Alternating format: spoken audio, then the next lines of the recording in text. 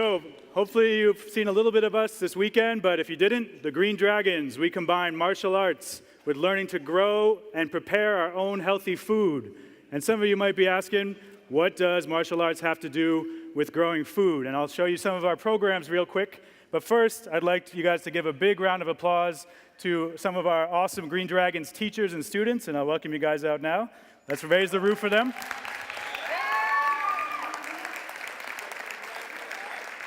Yeah. Right, so these guys are all awesome people who have been helping us for the last few years. We've only been around for about a year and a half, but we've gotten a lot done.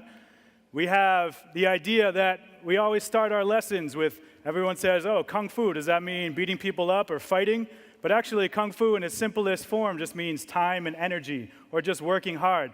So we work hard to bring a lot of this education to schools all around Boston Public. We work with people from age K through 12. We actually have some students as young as 5, who I wish we could get on the stage, but we didn't. But we got these guys here. One more round of applause. We got Sedone, Matt, Alejandra, Vanley, Seti, and Jason. Yeah. So one of the things you see here, again, we start gardens with all of our programs, and we even these guys, Sedone and Vanley, we did a quick Kickstarter this last year because we got so inspired. I was teaching their high school class. We were watching The Karate Kid. Anybody seen that one with Jaden Smith? And they were going to this strange place called Wudang Mountain where they train Kung Fu. And we actually raised some money and went there and trained with the original masters over there at Wudang Mountain. So imagine doing Kung Fu and Tai Chi every day. It's pretty awesome, yeah. The other thing is, we're not just making this up, right? We're not just making up the idea that you combine martial arts and gardening. There's the top of Wudang Mountain, a beautiful spot that we got to hike to. So every day we did 4 hours of Kung Fu and Tai Chi training, some hiking of mountains, some great eating. And then what we found was that they're actually living the Green Dragon way, and I think this is a good example, because the monks who are staying at these temples, which you can see here, they actually spent also part of their day farming.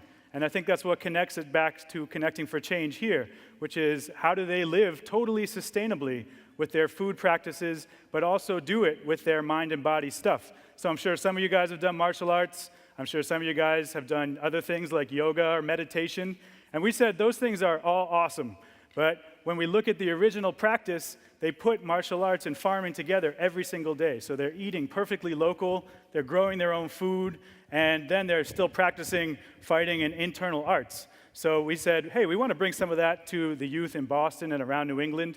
And so we've been doing that for the last year and a half. We've done a ton of programs already, and this trip was all there. And basically, the final part we say before we're going to get you guys moving today is, as I'm sure you're learning at this conference, again, I love this conference. I've been coming here for 7 years, wearing many different hats, and the thing that I love the most is that we bring together things that you might not think belong together, but when you put them together, they're actually a beautiful combination that can help us get healthier and stronger and help us respect the planet. And so when we start to look at the bad news, I like to know the bad news, but I don't like to dwell on the bad news. We know that there's a problem with our food system. We know we need to get back to more farming and learning how to do it. And we said, so that's the bad news. What's the good news we can bring to all the kids around Boston with our Green Dragons programs? We want to get them moving. And how can we get that moving? Well, we said, this is a program that we've been looking at the environmental stuff, and you can learn the facts a lot, and you can learn all the facts and have a head full of facts, but at the end of the day, when do we actually move, right? We call this a social movement, so when do we actually get moving? So we're going to get moving in a second, and we'll show you one of those games. We think about how the biggest fight we have today is things knocking us off our route. So maybe some of you have been in an actual physical fight, but we also say things like the food system and all the unhealthy food and fast food that's thrown at us all the time can also knock us off our center. So when we learn to grow and learn about healthy eating and healthy habits, that's actually a martial art. You're actually defending yourself when you can grow your own local food and eat it as part of your workout and get stronger every day. So we say work hard, play fair, and grow well, and that's our motto, and these are the Green Dragons. So think about some of that. We also do a lot of drawing and so forth. But now, I want to introduce you to one of our favorite games we play with a lot of our younger people, but I think you guys could all have fun with us today with this one. We call it the plant part game, all right? So why don't we give them a quick bow, guys? Say hello. All right, now what I need from everybody is we stand on up, please. Fill the aisles if you can.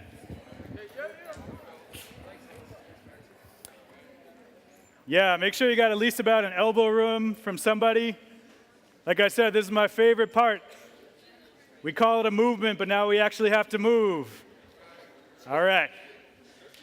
So like I said, I like studying books, but at the end of the day, it's good to just move, and maybe you can learn at the same time. That's what we learn from old school Kung Fu. So we learn to respect plants and learn all the different parts of them, and this is the game we use to help us drill that. All right, so what I'm going to do is we're going to show you the moves, and you're going to do them with us and say the word. So all life in our food system starts with the seed, right? Because everything comes from plants, and that's what we love in Green Dragons. And so the first position we do is seed. So make sure you don't bang yourself, but a seed. Let's get down with me. Seed. Seed. All right, stand up again. We're going to get moving, so make sure you got your stuff ready. All right, so when I say seed, I want to hear it, all right? Seed. Seed. Good. Then we grow up strong and tall and clap our hands. Stem. Stem. All right, and just that could be a workout, right? Because Kung Fu, we're going to take it to the next level, so I hope you're ready. Seed. Seed. Stem. Stem. Seed. Seed. Stem. Stem. Good. Now let's get into some traditional martial arts. I want you to jump down into this dance, and this is called root. All right. Yes. Like that picture I showed you, I want you to imagine your root growing into the ground, just like our kids draw for us. So hands back here on your sides, in the fist. Keep your toes forward if you want to care about good form. And stay there for a second. How are we doing? Yeah, good. Yeah, this is the root. Some good root right here. Okay. Seed. Seed. Stem. Stem. Root. Root. All right, and then we also say, oh yeah, how you doing? Hold it for a sec. We also say, hey, there's Kung Fu after tigers and snakes and eagles. What about plants? Do they move? And those of you that study plants, you know plants move beautifully and they move from their root. So get your energy from your foot coming out. And this one's called a shoot. So those of you that know plants, they grow. The fresh new growth on any plant is called a shoot. So shoot right there. Shoot. Good. And when I call shoot again, I want you to switch. Shoot. Shoot. Shoot. Shoot. And then there's the double shoot. Pull it back and double shoot. Whoa. Yeah. All right, how are those legs doing? Good. Ready? Seed. Seed. Stem. Stem. Root. Root. Shoot. Shoot. Shoot. Shoot. Double shoot. Good. Yeah. All right, stand to take a break for a second. So what we do with the younger kids, as you can see, oh, let me pull that slide back up. What we do with the younger kids is we say, hey, I'm looking for somebody that actually is working hard today, and then you can join us. And we're not just going to pull one person up, but if you guys can survive the next round, we're going to pull a bunch of people up, and we're going to rock the house. All right. So let's do one more and think about, again, all the stuff we think about. How do we learn different parts of the plant and honor the plants that keep us alive on this planet? How do we think sustainably about our fitness and our food and what we put in our body? That's what the Green Dragons are all about, all right? So let's get going. Let's see who's got it for this last round. Here we go. Seed. Stem. Seed.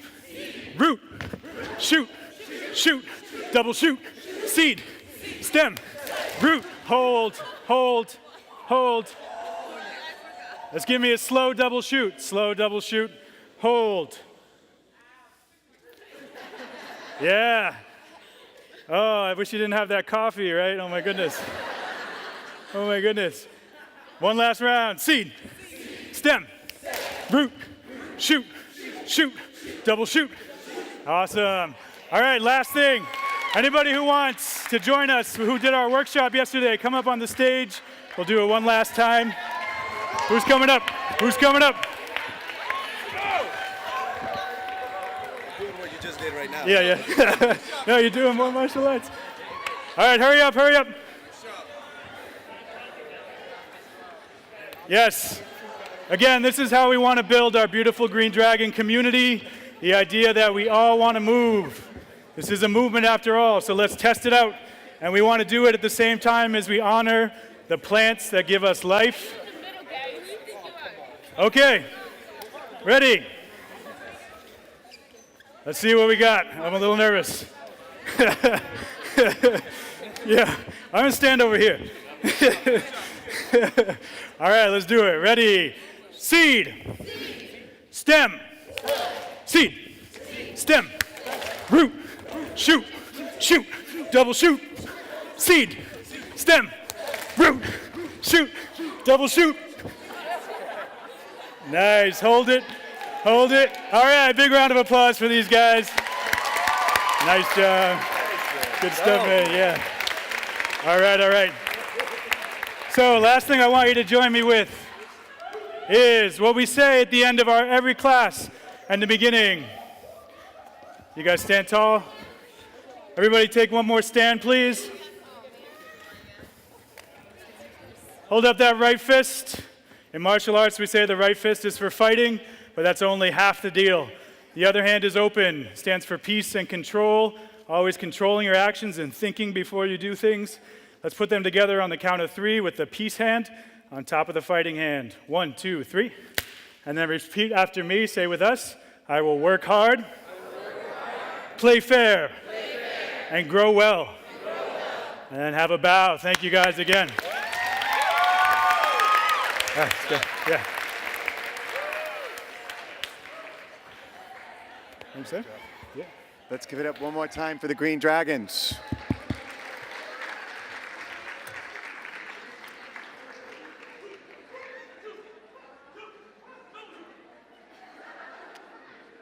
If you can connect gardening and martial arts, it really is all connected, I think.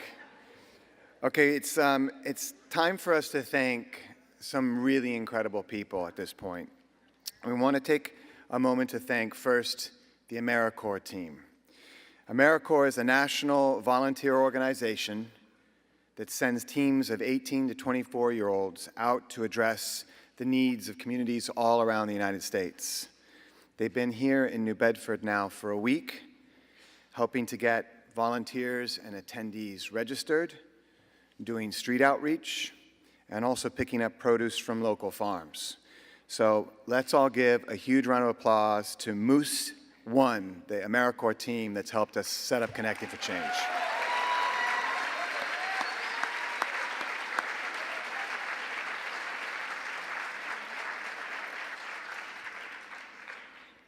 And now I'd like to invite another special group of people on stage, and that's the Marian Institute team.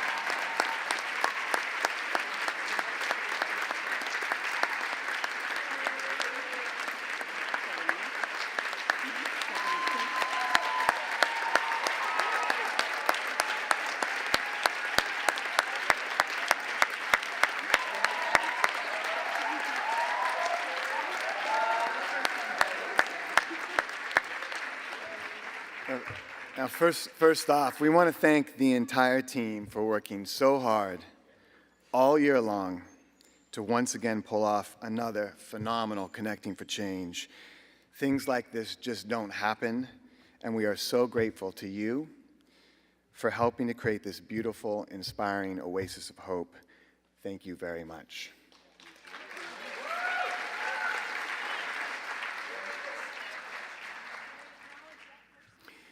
Just been asked who does the stage. You want to raise hands who does the stage?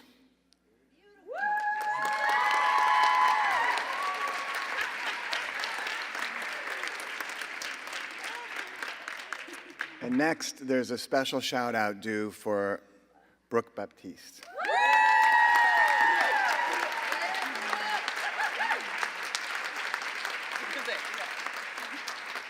Now, this was Brooke's first year putting the conference together. I think she did a pretty good job. What do you guys think?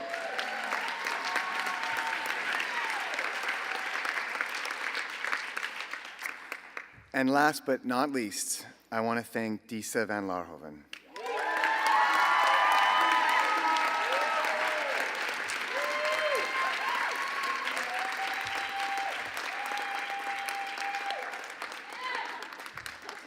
I want to thank her for bringing Connecting for Change here to New Bedford. And I want to thank her for helping to make this gathering, this 3-day gathering, such a powerful incubator for deep and positive change all along the South Coast. You walk the talk. You're a force of nature. And you're a big-time change agent. And we...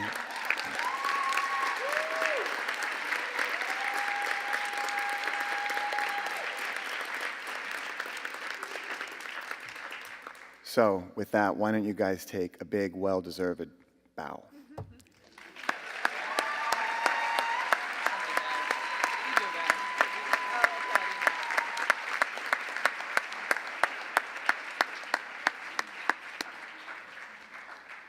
Okay, so now I need your help. Can you please help me welcome back to the Connecting for Change stage, Angel Diaz.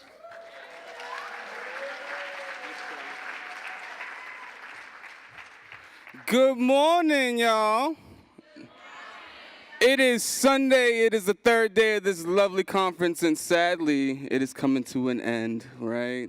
It makes us sad, but we're going back with great resources. We've done a lot of networking, making sure that you are bringing home solutions, because that's what this conference is about, okay? So since it being that, we have a little bit of a long haul, so we need to make sure that the energy is up. We have maybe like an hour left before we go eat some delicious lunch. And it gives me pleasure to introduce the next person.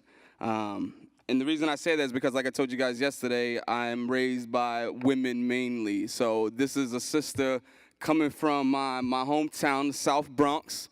Way to go Boston Red Sox last night. Way to go Red Sox last night. Listen, I'm still a New England fan, all right? So, all right, I know. But I only felt it was right for the occasion because she is helping to affect that community, okay? So her name is Tanya Fields. Yes, she's an amazing woman. I got to build with her backstage. She's inspired by her experiences as a single working mother living in a marginalized community. Tanya Fields founded the Black Project in 2009. Forming this organization was a response to the sexist institutional policies, structurally reinforced cycles of poverty, harsh inequalities in wealth and access to capital that result in far too many women being unable to rise out of poverty and sustain their families. A woman who is about her business. I love that. I love that. Right? The group was nominated for a 2011 Union Square Award, and she had the honor of being a Green for All Fellow. She has worked with several high-profile environmental organizations located in the South Bronx, including Mothers on the Move, Sustainable South Bronx, and the Majora Carter Group. She currently writes twice a month for a column on food and food justice for Ebony.com and contributed to a chapter for the book For the Next Eco Warriors by Emily Hunter. I mean, she's talking about what's most important, man. You know what I mean? Comida, food. You know what I mean? And I think I think it's amazing what her presentation is, because it's titled "Let Us Liberate." And when you guys see this, so make sure this is my girl. She's coming off my hometown, and since I'm a New Bedford native, and we love the Marian Institute, and all y'all who came out, show some love to Tanya Fields.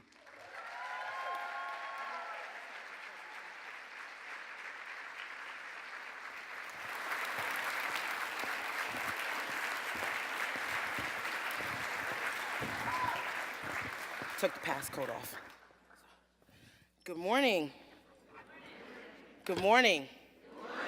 All right, that's better, because it's time to turn up. I'm from the Bronx.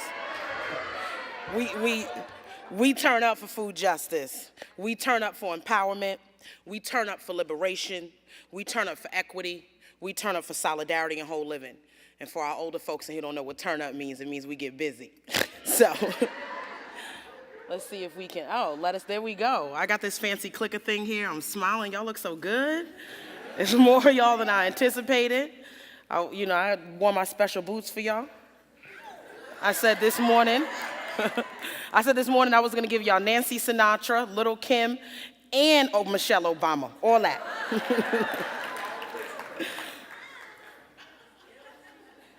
I want to start. I'm going to get serious now. Let's not stand up. We're talking about some serious stuff. I want to start you with this quote by Pablo Neruda, who was a Chilean poet and diplomat. And it says, "For now, I ask no more than the justice of eating. For now, I ask no more than the justice of eating." Let's sit in those words. The justice of eating. That's some hella powerful stuff, the justice of eating. These words, written well before many of us in this room were even born, still ring true. We are still looking for the justice of eating. Something about that's immoral. It's unbalanced. It's intrinsically jacked the F up. I come from a community where we are constantly looking for the justice of eating.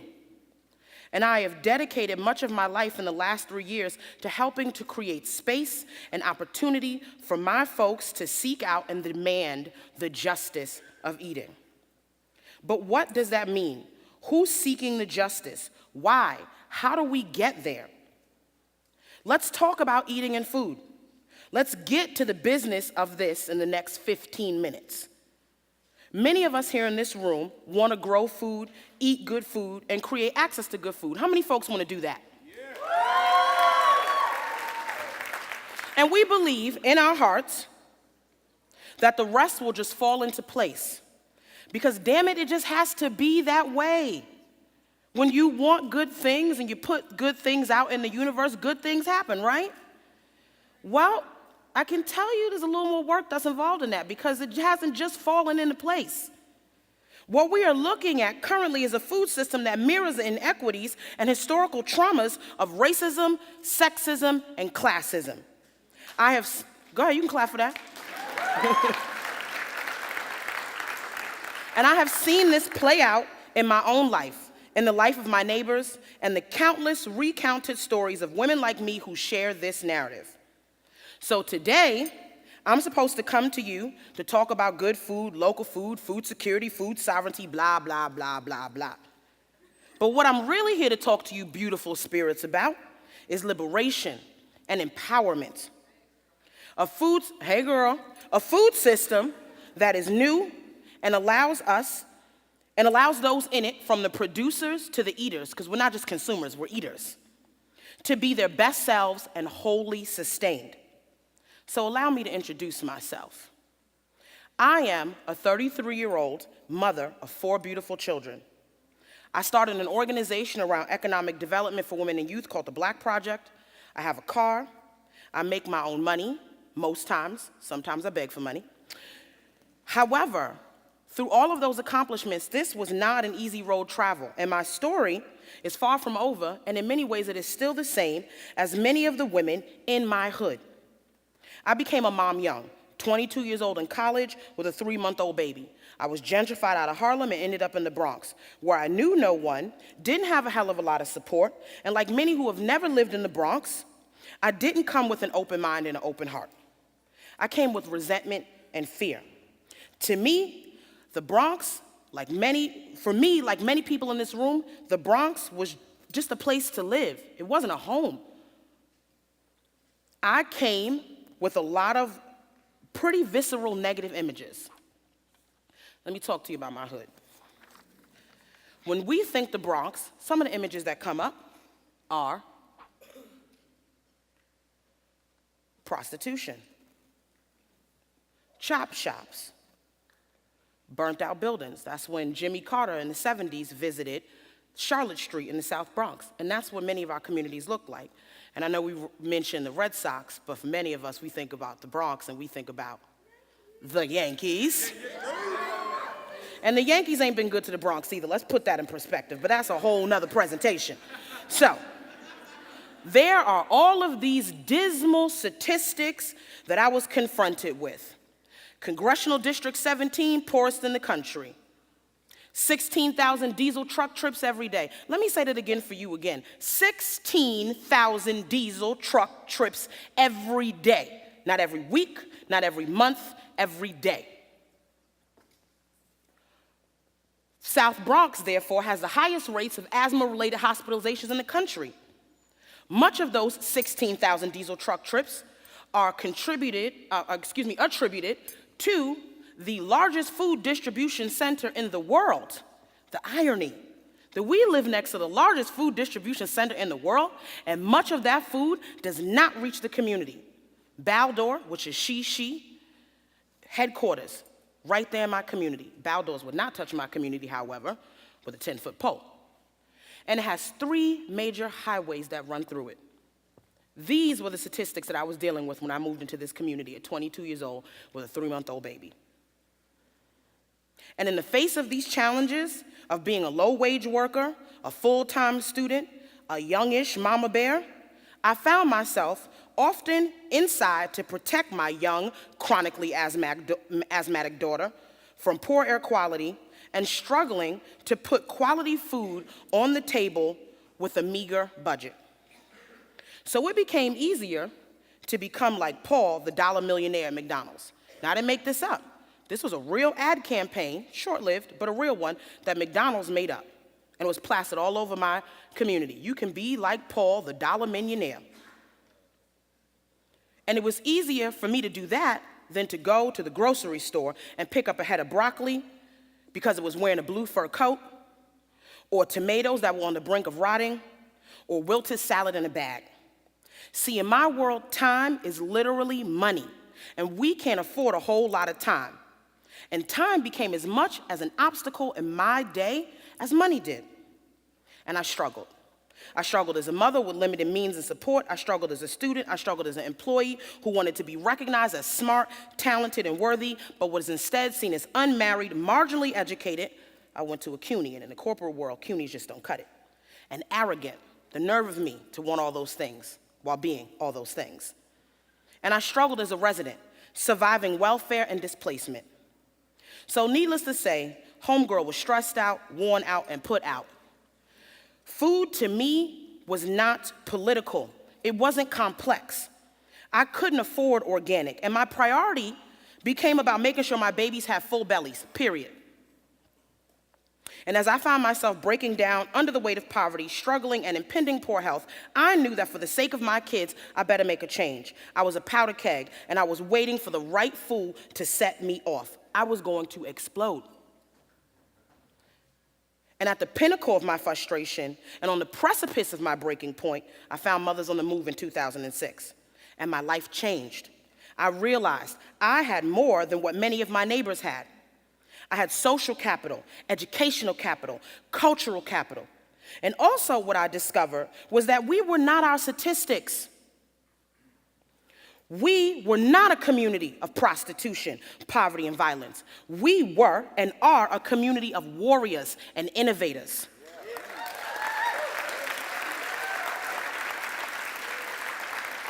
Our narrative was resilience. We put out the fires when the Bronx was burning, and we saved ourselves when nobody else was willing to do so. We planted seeds of hope, and we watered them with our sweat and tears and the dreams of our children. I had broad shoulders to stand on and strong hands to hold in this movement. Our folks are willing to bring us to our full potential, to raise the collective self-esteem of our community, and that's what I needed to be a part of. That's what the South Bronx became to me. And you know what? I found out I did have an analysis on food. I knew it was making me and my kids sick. I knew it was making me fat, or fatter, whatever. And I knew it wasn't what I wanted to eat. This was not the legacy of my ancestors. Processed food is not our culture. So this was simple for me. I was living in a community full of underdeveloped lots. There was a lack of fresh groceries and healthy restaurants, and people, primarily women and children, were poor. And let me say this to you as an aside. If you are not talking about the feminization of poverty, then you are not having a conversation about poverty. This was not brain surgery for me. I needed to be a part of the liberation of a community through a better, new food system. I started small, mommy and me yoga classes. After the class, the women would talk. With the laughter and the screams of our children as our soundtrack, we discussed why it was so difficult for us women to eat better, to make the connection between mind, body, health. And the one thing that kept presenting itself was jobs, economics, money. People were stressed out, they were under pressure, and on top of all of that, they couldn't afford quality food. They could barely afford the food that was available in the crappy grocery store in the community. Families also did not have traditional meal times. So this idea of slow food was foreign if you are working the overnight shift and your husband comes home in the morning and you've got to leave his food in the microwave for him. Or your kid has a key and is responsible for bringing themselves home after school. I realized that time was money. And as many overstressed communities, we were working twice as hard to scarcely get half as much. So now I do my work as a food sovereignty activist. I keep these experiences in my mind as I do this work. We have to do our work differently. We have to adjust our approach and talk about who is included in this local food system and what it looks like. Many times we, myself included, come to this work with our personal semantics and morals on our sleeves. And that becomes a barrier. Becky and them come into our community and they say, we have butternut squash and kale and we have come to save you. Missionary tactics often reek of privilege that the community can smell from 10 miles away. And we have to not pathologize and instead organize. See what I did there? Pathologize, organize. And so, what I am talking about here goes beyond food security and into food sovereignty, solidarity economics, dismantling a food system that has never been fair. We are not just talking about the ability to get good food, but the ability to control the food that comes into your community. Do you see the difference in that? Let me ask you again, because y'all ain't listening to me. Do you see the difference in that? Yes. The hood does not need more food pantries. The hood does not need more food stamps. The hood does not need more well-meaning Midwestern white folks using missionary tactics. The hood does not need to be pathologized. The hood does not need bigger chain grocery stores. We don't need diversity. We need inclusion. See, this falseness of diversity, charity, and social service intervention paradigm continues the status quo. It continues to keep community members as constituents, clients, and customers, not as leaders, decision makers, and stakeholders. Diversity does not ensure inclusion. Food sovereignty, okay, go ahead, clap for that, I'm with it. I'm with it. Food sovereignty is the people's right to decide their own food and agricultural systems. This implies that we would also then reap the economic benefits of that. So, here I am talking all this smack about what the hood doesn't need. I'm sure y'all are waiting for me to tell you what the hood does need. I'm glad you asked.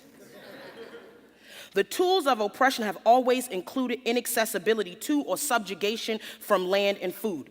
Think about the experiences of indigenous people here in this country. Think about the transatlantic slave trade. Think about the British salt tax in India. Yes, honey, remember what I said. This system ain't never been fair for many of us. And this paradigm keeps people dependent and eventually docile and apathetic. The hood needs access to resources, capital, and technical assistance to cultivate land in its community. The hood needs better inclusive economic development opportunities to create food businesses. This means being able to open food businesses and create local food systems outside of your standard bodega. A few years ago, I had the fortune of taking a road trip to Milwaukee for Growing Power's annual Growing Food and Justice Conference. 10 people in a van for 16 hours. You get really, really, really close. And during that time, I got to build with farmers who were committed to growing food and serving overstressed communities, and in particular, the South Bronx. I met a brother who, like me, felt that we as Black people, with a certain level of access to resources, and who were doing food in overstressed communities, felt obligated to share our resources and knowledge. And we also wanted to learn from our elders the things that we might have lost over the last few generations. So we started to grow food together. And I quickly learned I do not want to be a full-time farmer. I like these acrylic fingernails and false eyelashes. But I did want to make sure those in my community were able to eat, and that what we were eating we were invested in, financially, emotionally, and spiritually. We need to feed our bellies and we need to feed our brains. So we spent many nights plotting. How could we be a part of a model that could meet people where they were? provide them with affordable, high-quality food, and keep them engaged while building community and catalyzing political education. I tried to start a farmer's market, and it failed. And I took that failure hella personal. I considered giving up. Maybe my community wasn't as ready as I thought. But then I remembered my Don King-esque mantra, don't pathologize, organize. And I remembered I am not accountable to my ego or sitting in my feelings. The hood needs for me to be accountable to them and follow through that catalyzes local economic development. So that meant that I needed to meet them where they were. I needed to create things that would increase disposable income that could be used for better food purchases. So I started to assess our resources. I had access to a bus, I knew people who grew food, I had the technical know-how to raise money, and access to South Bronx communities. I was becoming increasingly visible, so a light went off. I would use my awesome public personality and the food grown at local New York City and New York State farms brought in on a pimped out bus so that we could feed the hood.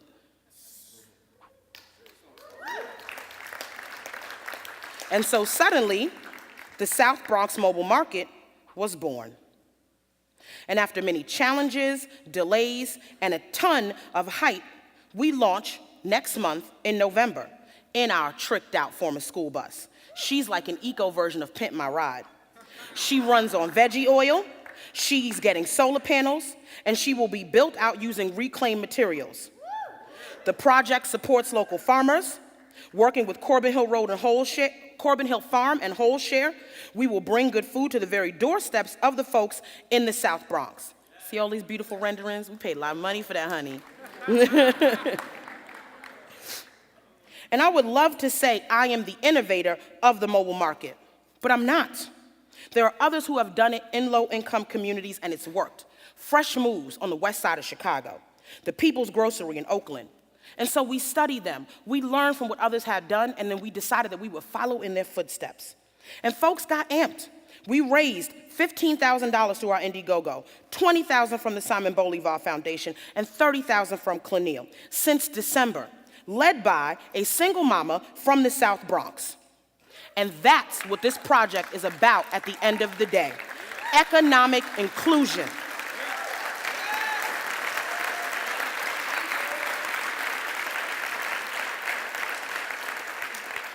So that means that the hood needs to be involved in the decision making.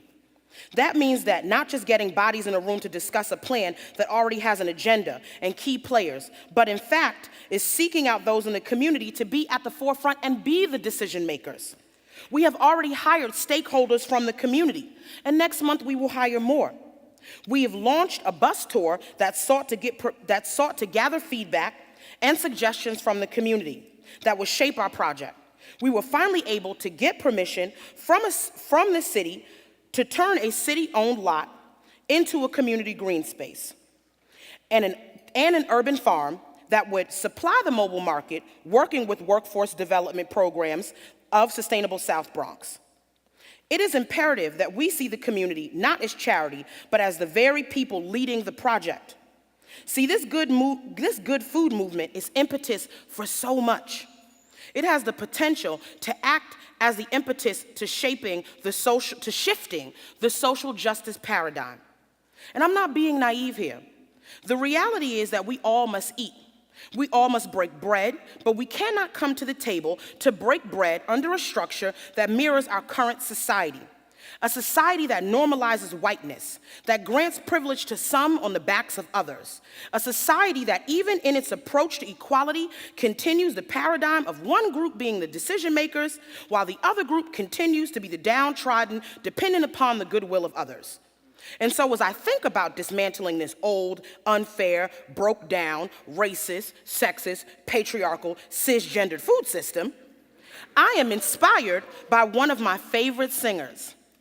The words in this song encapsulate to me the new food system that will liberate communities and catalyze economic equality. Birds flying high, you know how I feel. Sun in the sky, you know how I feel. Breeze drifting on by, you know how I feel. It's a new dawn, it's a new day, it's a new life for me, yeah. It's a new dawn, it's a new day, it's a new life for me. Ooh, and I'm feeling good. Our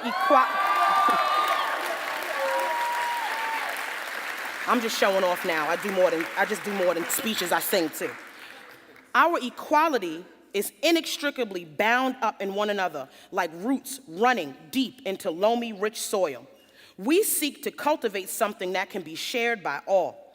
We sit down at a collective table, not to just extrapolate over the good food movement, but revolution, a revolution of peas and chard that results in liberation. Namaste, y'all.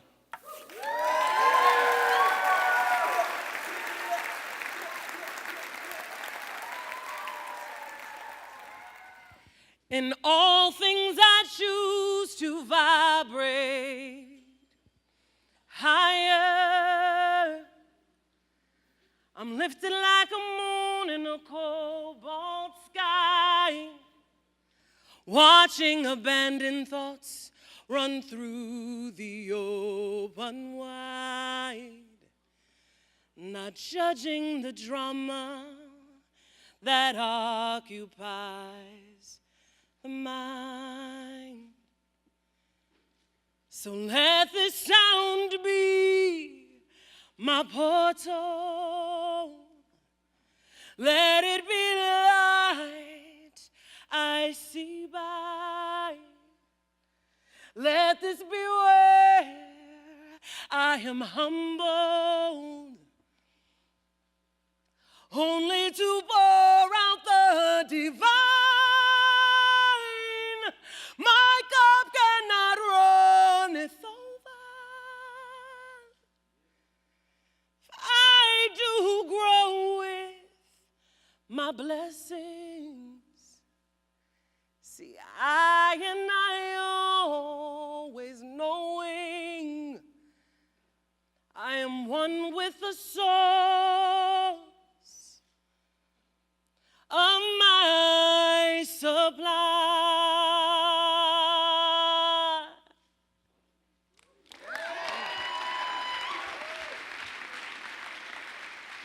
It's all you, sound man.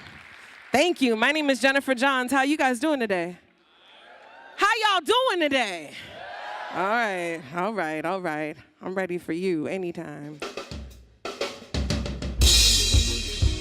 Now, this sitting thing that you're doing is adorable. Super cute. But we don't sit when Jennifer Johns is singing. Hashtag just saying. You should stand up. Can you turn up the music on the stage and in the house?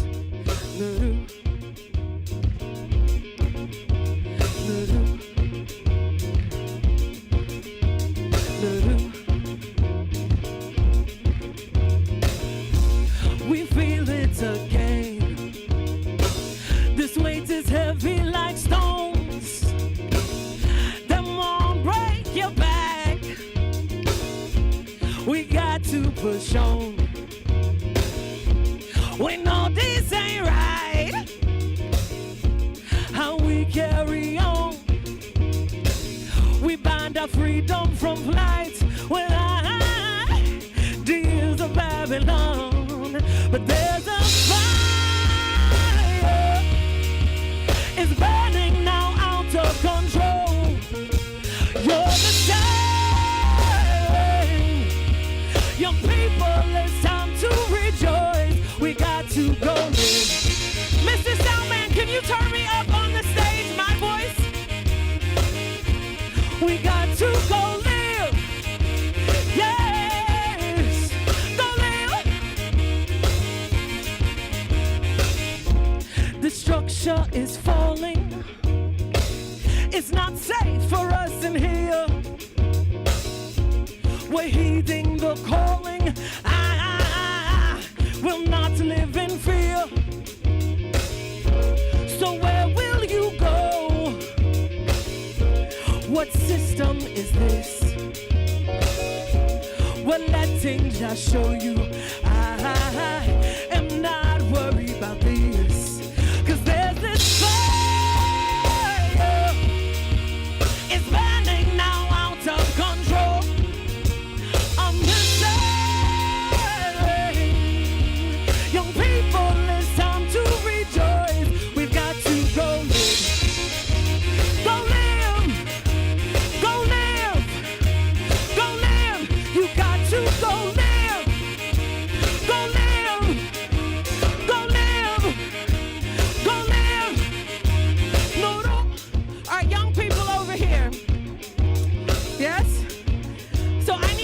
to sing the hook. It's super simple. You're gonna teach it to them. So you got me? You got me? Okay. It's super simple. It's go live. Go live. Go live. Go live. All right, now, I'ma stop singing because they got this. They're gonna guide you. So it's gonna go live. Go live. Go live. Go live. Got it? Okay. Go live. Go live.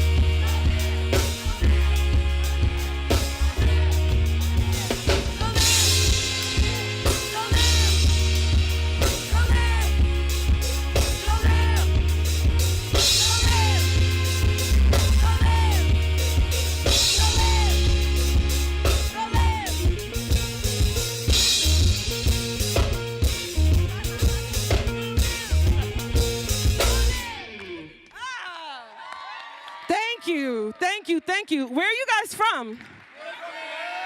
You said Brooklyn?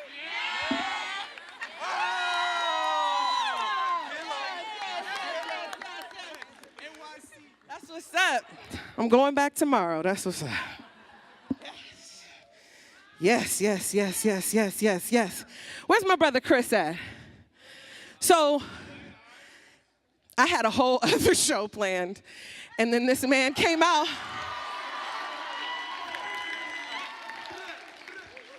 And this brother showed up, and he had a fantastic situation going on. And I was like, well, he's obviously talented. I don't know what he's going to do, but with a situation like this, did you check the tie, though?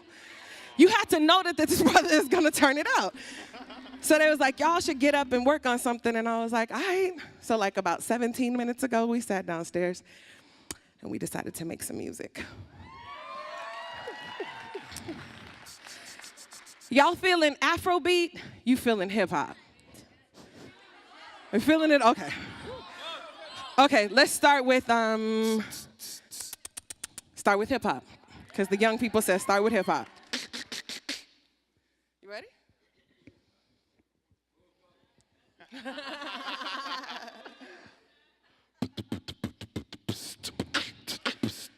Mr. Soundman, can you turn him both on the stage and in the world?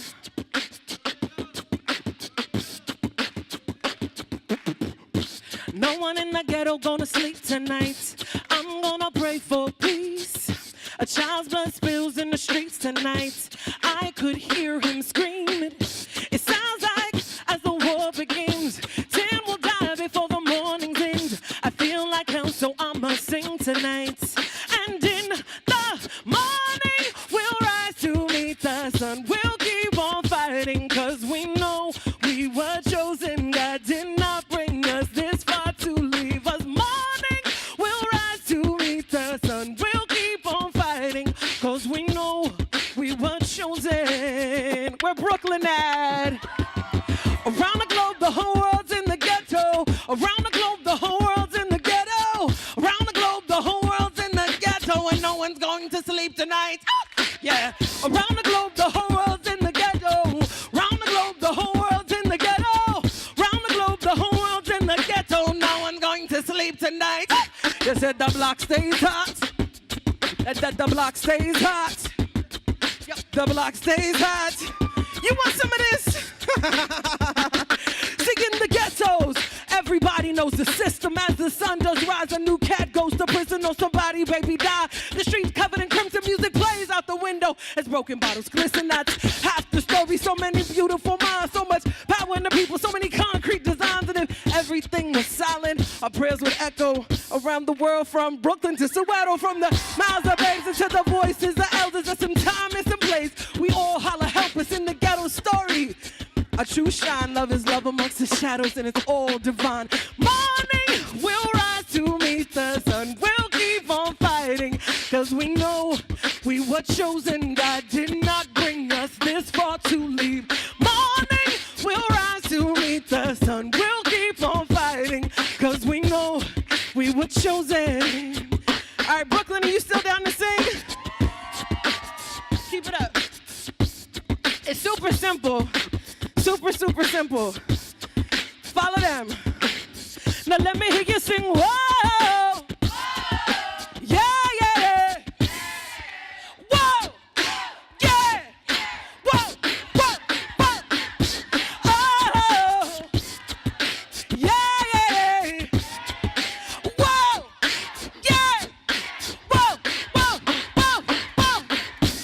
No one in the ghetto gonna sleep. Put your peace signs up. I'm gonna pray for peace. No one in the ghetto gonna sleep. I'm going to pray for peace. No one in the ghetto gonna sleep. I got to pray for peace. No one in the ghetto gonna sleep. I'm gonna pray for peace. Thank you. Hey, Disa, the time is not happening down here, so how much time do I have? One more? Okay. Mr. Sound Person, who I'm really sorry because I don't know your name. I'm usually have way more home training than this. Jason? Jason, you rock. Thank you. Give love to the sound man. You rock. So if you could play the last one, the Ghetto International, I'm gonna invite my fam, my brother, my homie, Tim Bless, to the stage.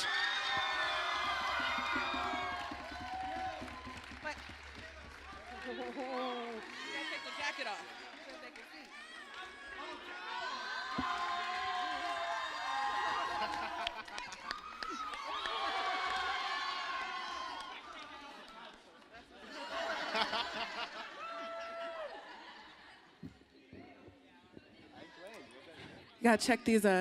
Yeah. Check 1, 2. What's up? Connecting for change. Make some noise. Jennifer Johns. Tim Bless. Chris, what's your last name? Chris Styles. Chris Styles. Make some noise, yo. That beatbox is fearsome. Yeah. Yes. Why-yo! Why-yo-yo-yo-yo! Runs up, everybody. Put your ones up. One love. Why-yo!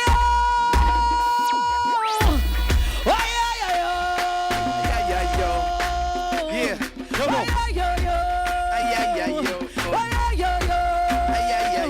No. People unite as one. Ghetto International.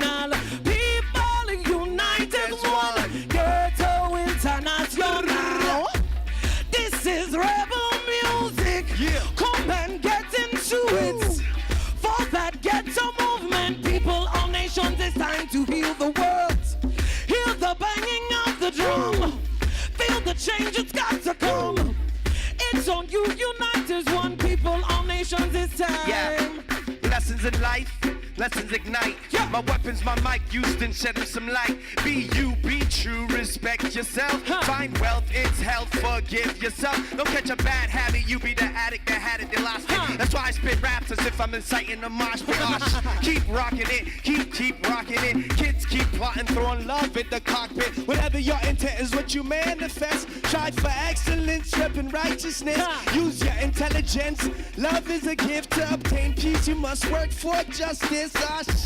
Word, sound, power, it's the laws of the universe, quantum physics. What? I said, word, sound, power, it's the laws of the universe, quantum physics. Now, People unite as one. Ghetto International. People unite as one. Ghetto International. Brooklyn. This is rebel music. Come and get into it. For that ghetto movement, people, all nations, it's time. See, I've been listening to the moon. I've been praying to the sun. And the wind's been telling me that the change has got to come. Yeah. I see the fire in your eyes. That flood is coming true before the end of tonight. What will become of you again? People unite as one. Put your hands up. Ghetto Come on. International. Come on. People unite as one. Ghetto International. International.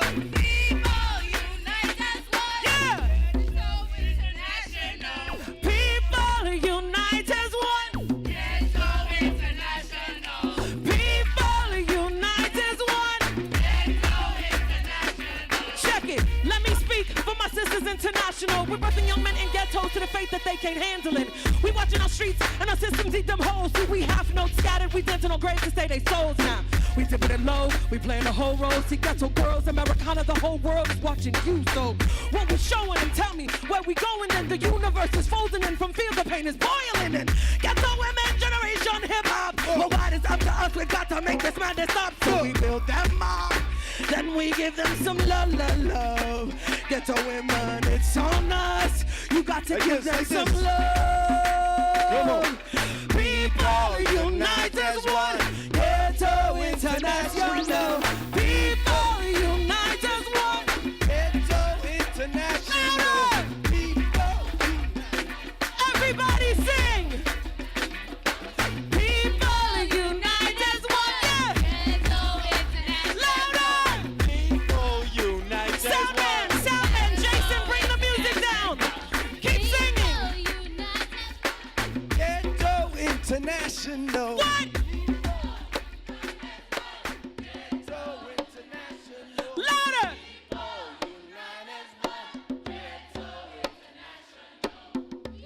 This is rebel music.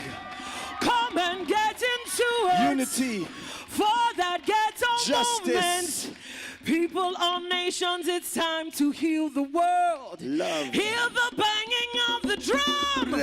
Know the change has got to come. It's on yo, unite as one. People of nations, it's time to heal the world. Love. Yes, I. Jennifer Johns, Chris Styles. Yes, I. I'm blessed. We love y'all, man.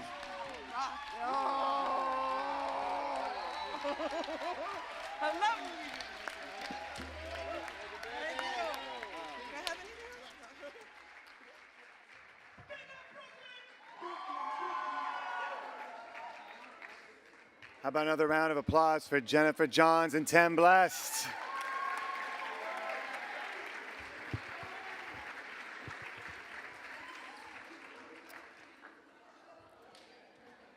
They experience the same rapid eye movement that we do.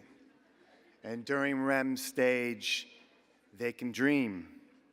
Their sense of smell can be as much as 100,000 times higher than ours. They use that sense of smell to sniff out cancer of the lung, breast, skin, bladder, and prostate. And it's reported they can even predict an epileptic seizure 45 minutes before it begins. Dogs have accompanied humans for thousands of years.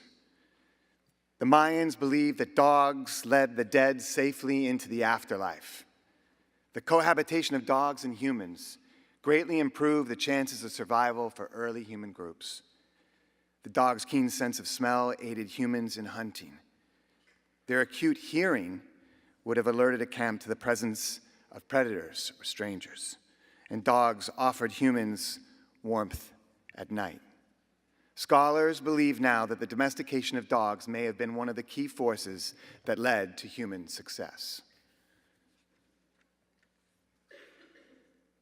And a friend is someone who offers us kindness. Aristotle defined kindness as being helpful towards someone in need, not in return for anything, nor for the advantage of the helper himself. Kindness is considered to be one of the 7 knightly virtues. Perhaps philosopher Friedrich Nietzsche argued that kindness and love are the most curative herbs and agents in human intercourse. It has even been suggested that most of Shakespeare's works could be considered a study in human kindness. And yet, as we've heard over these past 3 days, kindness often feels in short supply. What's our problem? This is the question that author George Saunders asked this year's graduating class at Syracuse University. Why aren't we kinder? And then he said, here's what I think. Each of us is born with a series of built-in confusions that are probably somehow Darwinian. And these are, one, we're central to the universe, right? That is, our personal story is the main and most interesting story, the only story. Two, we're separate from the universe. There's us, right? And then out there, all that other junk, like dogs and swing sets and the state of Nebraska and low-flying clouds. And three, we're permanent, right? Death is real, okay, I mean for you, but not for me, right? So first, the bad news. By 2050, the UN estimates there will be at least 9 billion people crammed onto this precious little sphere of ours. We're depleting our natural resources at a ravenous rate.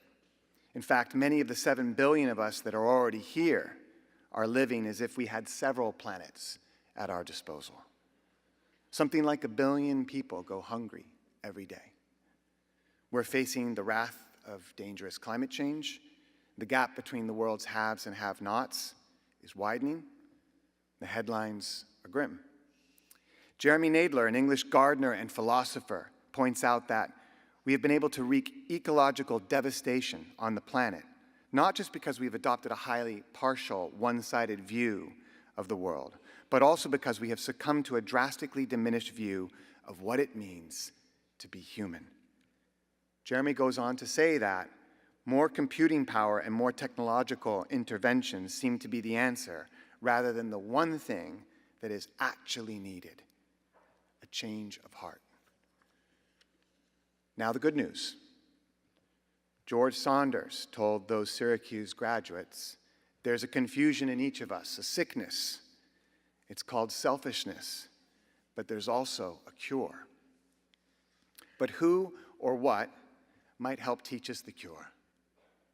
In 1880, John Muir, the naturalist, author, and early advocate for the preservation of wilderness areas in the United States, wrote a story about what happened to him on an Alaskan glacier with a dog named Stikine. Stikine was, Muir thought, an unfriendly little dog. But after surviving their perilous journey across a glacier by crossing an ice bridge, Muir changed his mind. He began to think of Stikine and dogs in general as our horizontal brothers. Muir wrote, our storm battle for life brought him to light, and through him, as through a window, I have ever since been looking with deeper sympathy into all my fellow mortals. It's rumored that the phrase random act of kindness was coined by Ann Herbert, who in 1982 wrote, practice random kindness and senseless acts of beauty on a placemat in a restaurant in Sausalito, California. Now, whether she did or she didn't invent random acts of kindness. They've been taking place all the while.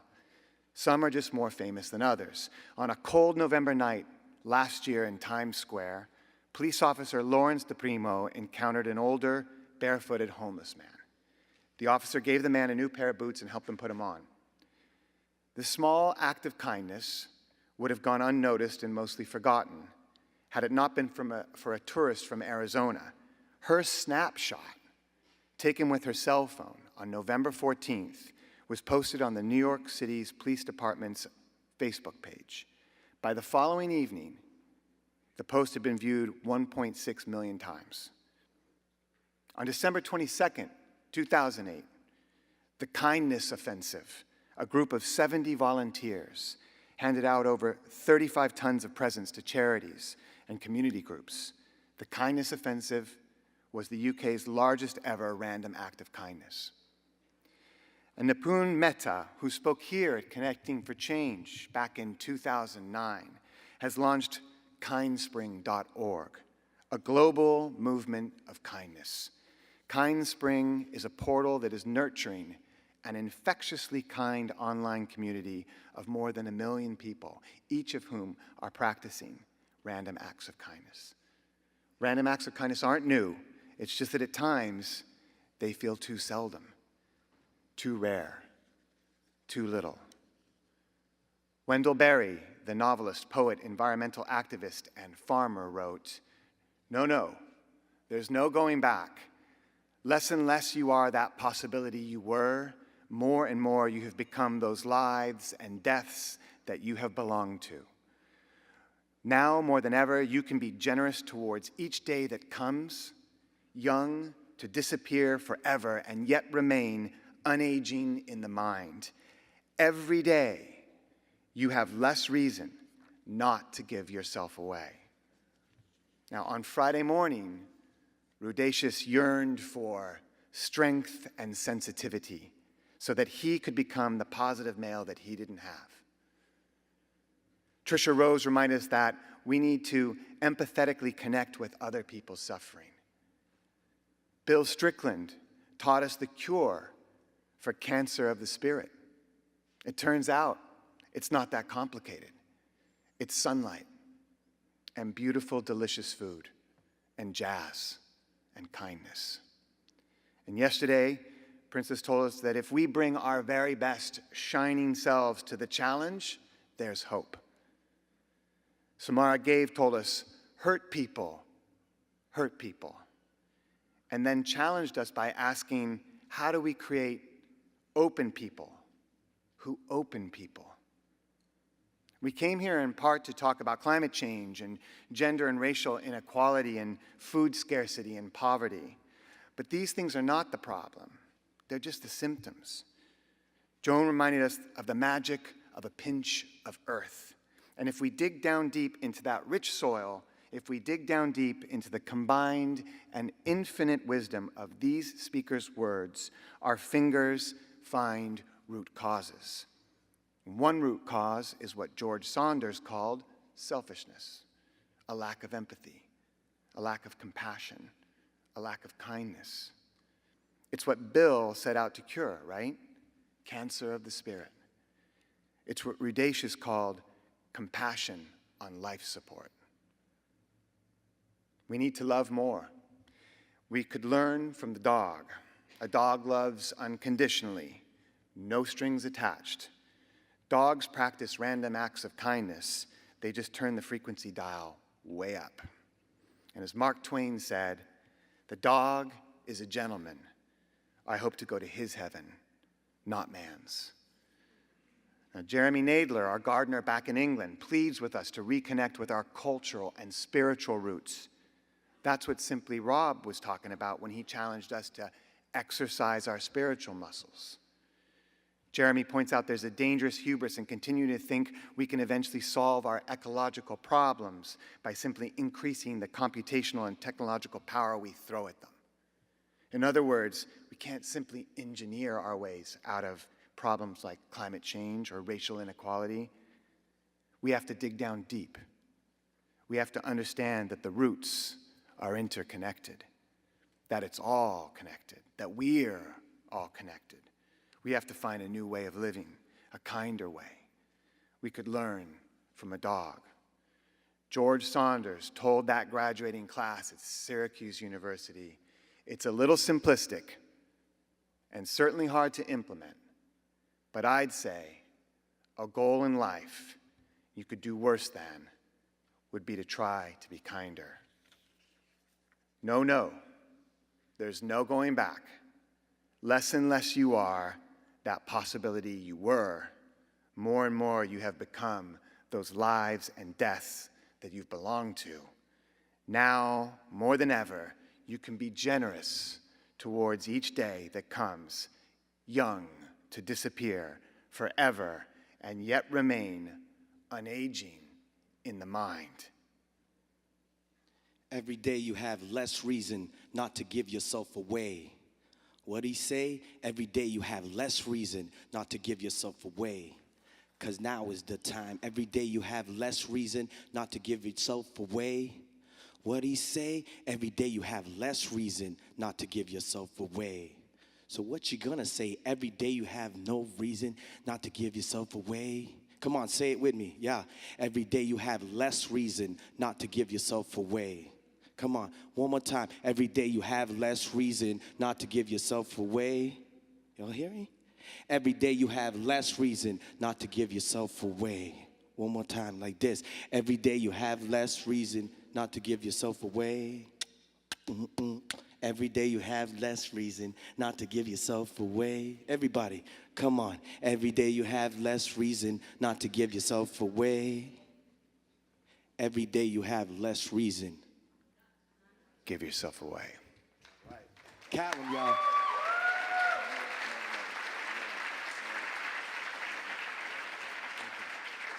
Thanks. Jeremy Heimans has been building movements since the age of 8, when as a child activist in his native Australia, he ran media campaigns and lobbied leaders on issues like children's rights and nuclear nonproliferation. Jeremy is now the co-founder and CEO of Purpose, a home for building 21st century movements and ventures that use the power of participation to change the world.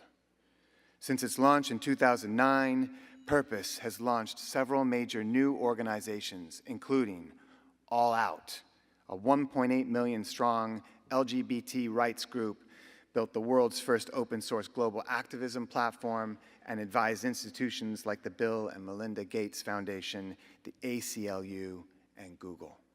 Back in 2004, Jeremy dropped out of Oxford to co-found a campaign group in the US presidential elections that used crowdfunding to help a group of women whose loved ones were in Iraq to hire a private jet to follow Vice President Dick Cheney around on his campaign stops. It was what was called the Chasing Cheney Tour. In the following year, he co-founded Get Up, an Australian political organization and internationally recognized social movement phenomena that today has more members than all of Australia's political parties combined. In 2007, Jeremy co-founded Avaaz, the world's largest online citizens movement, now with more than 24 million members. In 2011, Jeremy received the Ford Foundation's 75th Anniversary Visionary Award for his work as a movement pioneer, and the World Economic Forum named him a young global leader. In 2012, Fast Company ranked him 11th on their annual list of 100 most creative people in business. And the World E-Government Forum has named him as one of the top 10 people who is changing the world of politics and the internet. His work has been profiled in publications like The Economist and The New York Times. Whatever you've got left, this is our last speaker, so I want you to give a huge welcome to Connecting for Change for Jeremy Heimans.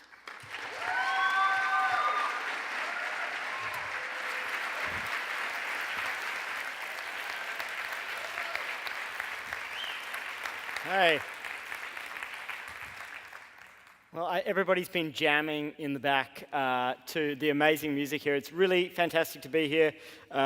Somehow this microphone makes me sound even more Australian. But we'll do what we can.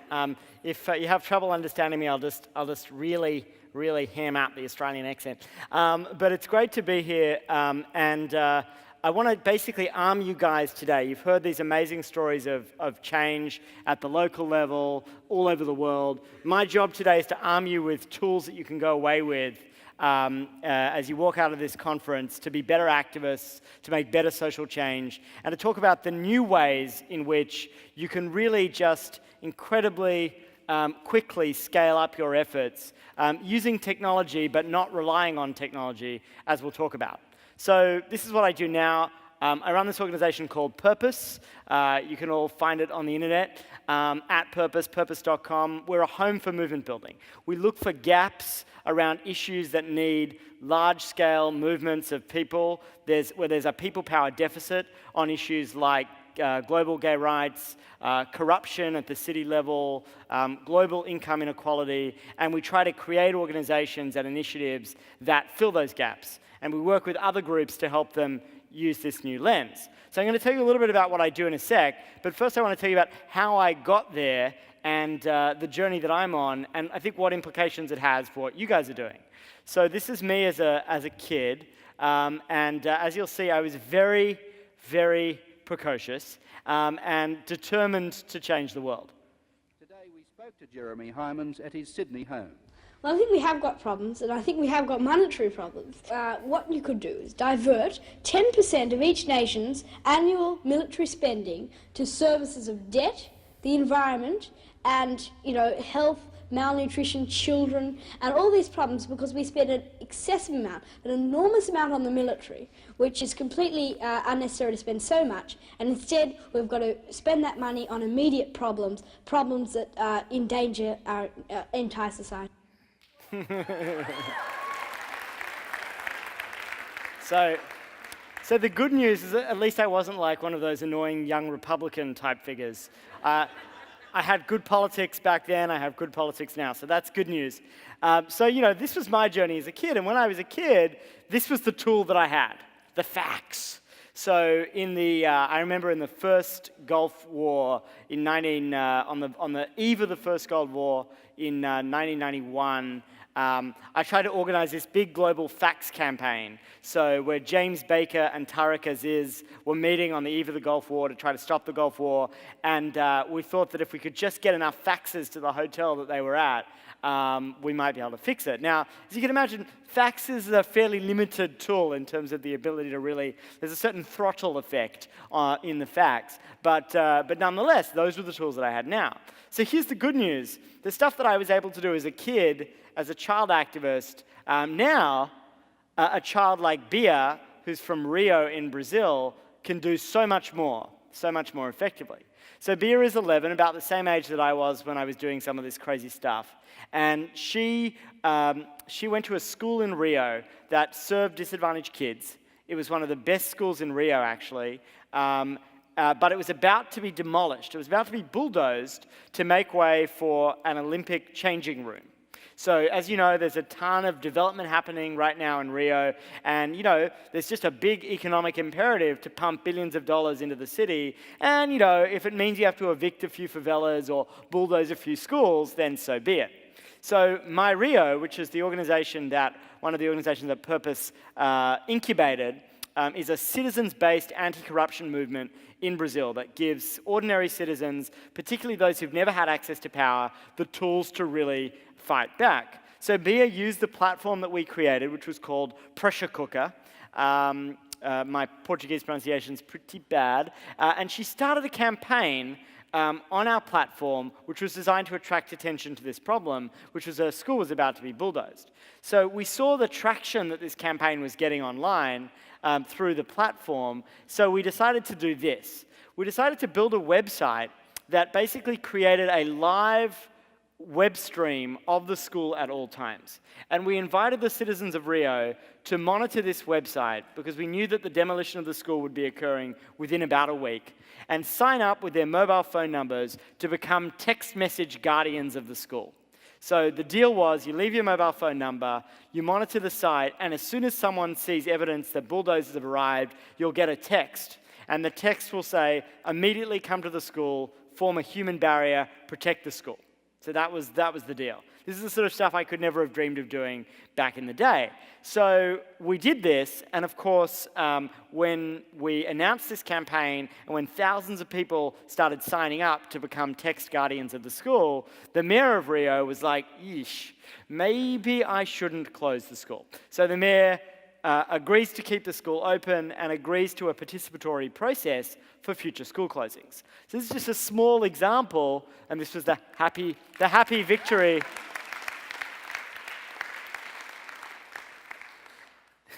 You've got to have a shareable Facebook graphic to depict your happy victory.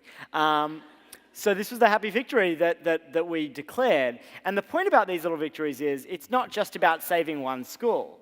It's about creating an iconic story about school closings and all of the evictions that are happening around the city of Rio that can inspire other people, that can send a warning to those in power, that can really drive change. And that's what's been happening.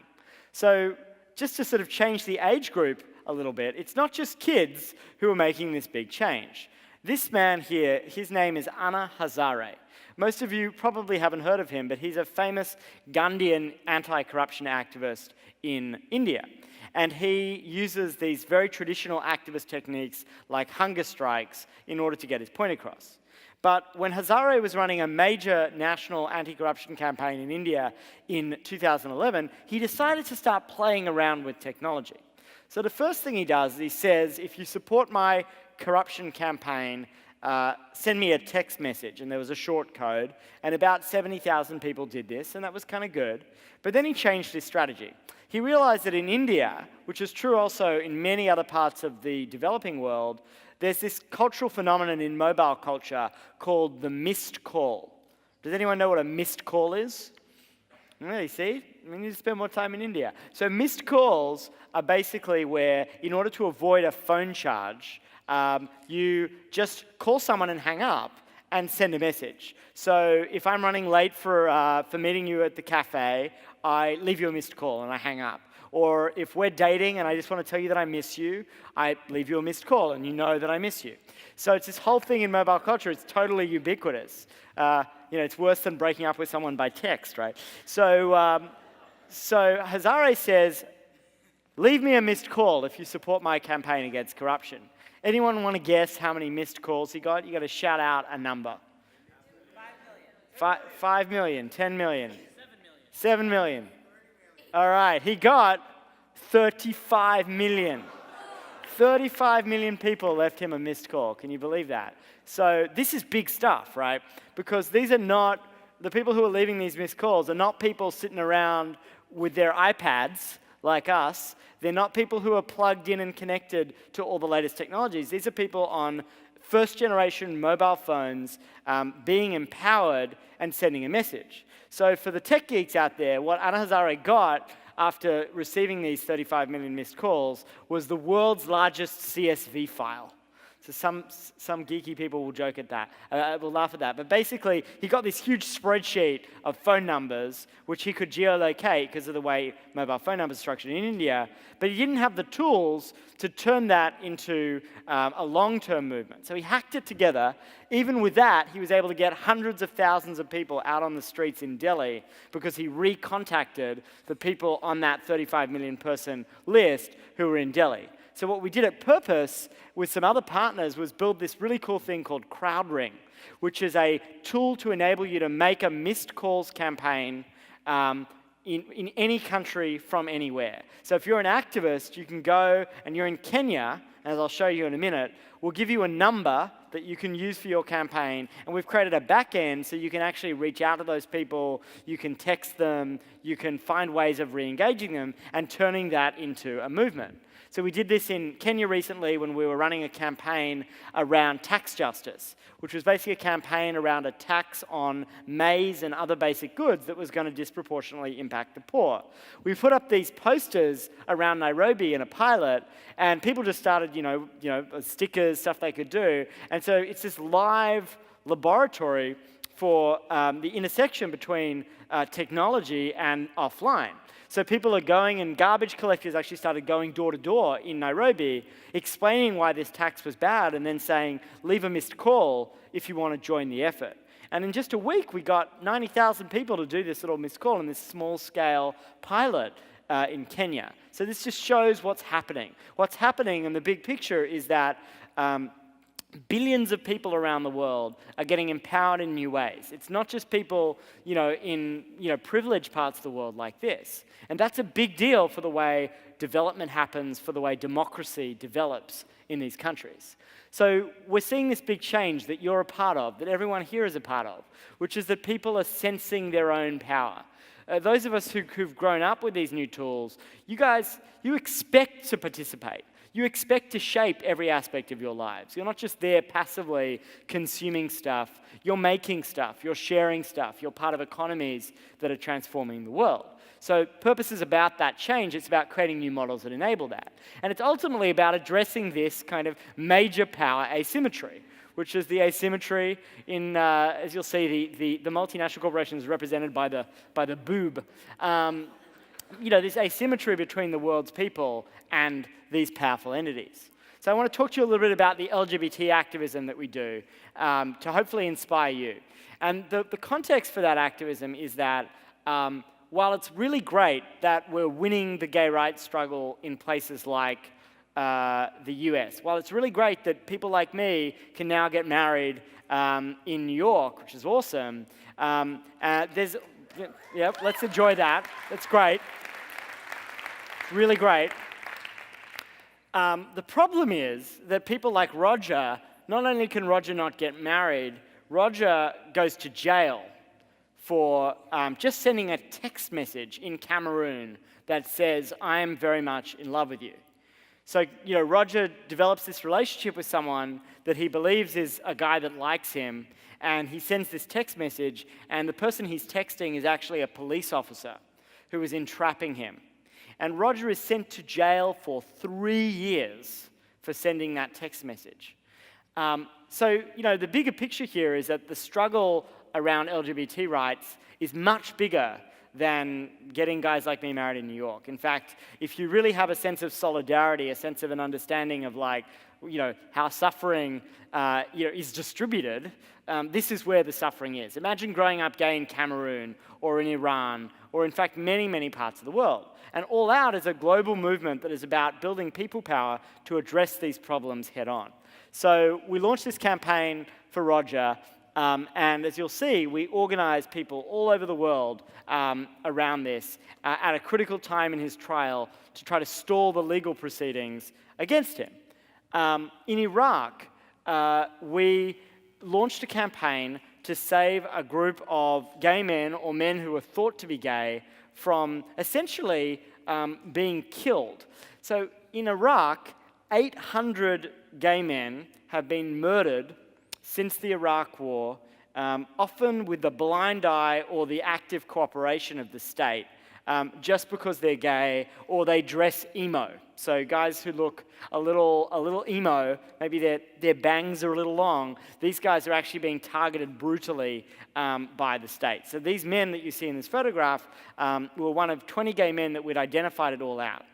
The problem is that the traditional philanthropic sector couldn't move fast enough to actually help these guys get out, and they were in imminent danger.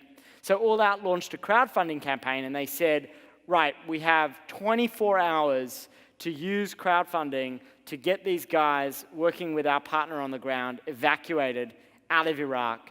And we were successful at getting a bunch of these guys out of Iraq into safe places, which is amazing.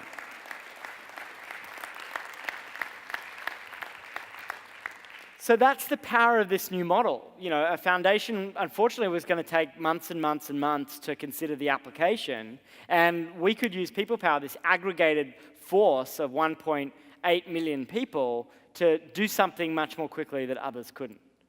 Right now, we're in the middle of an epic struggle that you guys no doubt are following against Russia's anti-gay laws. And we have this incredible opportunity because, as we know, the Winter Olympics are being held in Russia in March, and it's a moment to really tell the story to the world about gay rights and what's happening. And so we've organized hundreds of thousands of people around the world. We recently held simultaneous rallies in 34 cities around the world. So again, anyone who tells you that this online activism stuff is just, clicktivism or slacktivism, that's just wrong. If you do it well, and if you're smart about it, what you're really doing is you're getting people involved, and then you're turning them from online activists into offline activists. And that's the real work, is how to move people up this curve of engagement. And so right now, we're in a big fight with Coca-Cola, trying to get them to speak out against these laws. So what does all this mean for you? I'm going to share with you a few lessons before we go. The first lesson is, it's not about you. These are our friends and not so friends from the 20th century. What all of these people have in common is that they're sort of charismatic leaders. The movements they led were very personality-driven. They were very much based on the cult of personality around these people. So the good thing is that in the 21st century, the best movements are actually leaderful, not based on these charismatic leaders. There are many leaders, and ordinary people are not making themselves the story. The problem is that if you try to make yourself the charismatic leader, then you end up like, Lance Armstrong, or you end up like any of these great leaders who do these things and then somehow they have a moment of fall and then everybody loses faith and the movement has been hinged on that one person. So this is the shift that you guys need to make in your own activism if you're not already thinking in those terms. You also have to move up this pyramid. One of the big problems for the green movement, in my view, is that it's stuck as an issue and it hasn't necessarily moved up to be a worldview. In our experience, the most powerful organizing organizes people not around a specific issue, but around a whole worldview.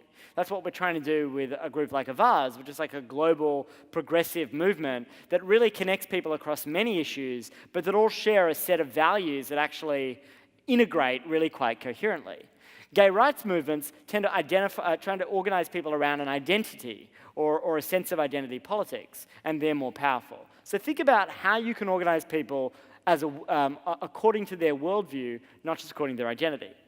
We also are talking to people about how to shift from the era of sound bites to the era of meme drops. So a soundbite is, that perfectly constructed message that everybody does in the organization, and the job is you repeat the message and you hope that people take it up. That doesn't really work that way anymore, right? Because people these days actually want to take your ideas, they want to remix them, they want to change them, they want to alter them, they want to own them.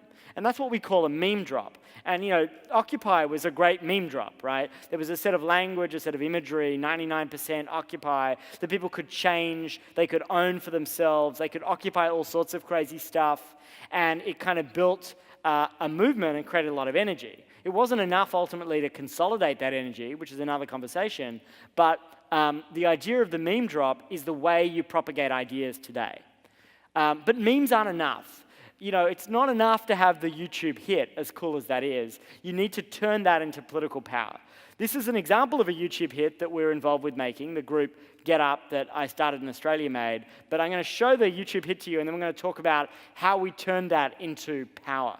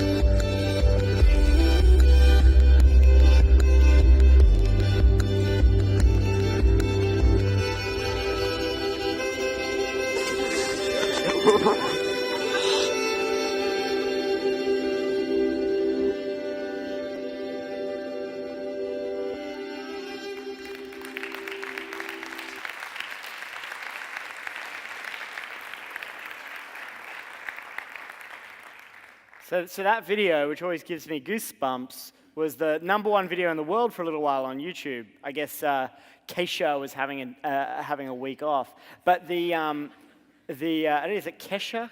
Anyway, but here's the cool thing. So it's great to have a YouTube hit, and millions of people saw that, and we hope that we move people in the moment that they were watching that video. But that ultimately isn't enough. What you really need to do is turn that into power. So the reason we made that video back in Australia was that the governing Labor Party at the time was about to vote on whether to include gay marriage in the party platform. And we knew we needed to create a wave of pressure on the politicians and the officials who were about to make that vote.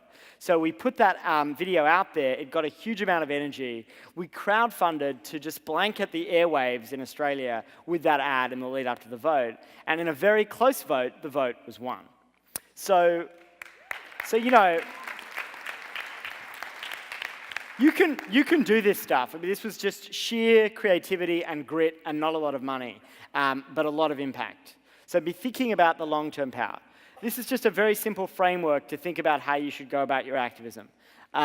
Start by making it easy. There's no prizes for turning your activism into an exclusive club that only the bravest and most valiant can do. You've got to allow people to move up this curve, make it easy for them to join, don't make it feel like you have to already be fully committed in order to be part of it, and then create ways to turn people from, you know, people who've just dipped their toe in to people who become committed activists who give money, who get on the streets, who organize in their own communities. But you've got to move people up that curve. You know, and finally, I would urge you to think about the ways you can take your own work and make it both transnational and hyperlocal. This is the cool stuff now that you can do. You can hold an event in, you know, Siberia that someone in, you know, that someone in Sweden can be looking at and be appreciating and understanding the common humanity that connects those people. And so on issues like the struggle for LGBT rights, but on many other issues, think about how to find people in that place where they want to find solidarity around the world, the transnational solidarity, but also ground what you do in the local. So I wish you all the very best of luck. You guys are an inspiring group. This is an inspiring event. And I hope you go out into the world and do stuff that was even more bratty than what I did when I was 12. Thanks so much.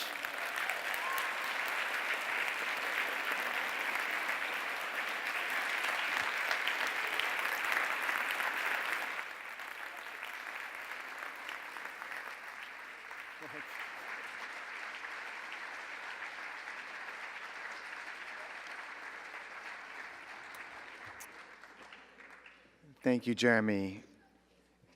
We've heard from Jeremy and so many of the speakers over the past 3 days. You know, great things are happening. Change is possible. We want to thank them, and we want to thank you for coming, because this wouldn't have happened without you either. Thank you for coming and sipping from the fire hose that is Connecting for Change. Travel home safely. Don't forget to do your 6 impossible things. And please come back next year for the 10th annual Connecting for Change.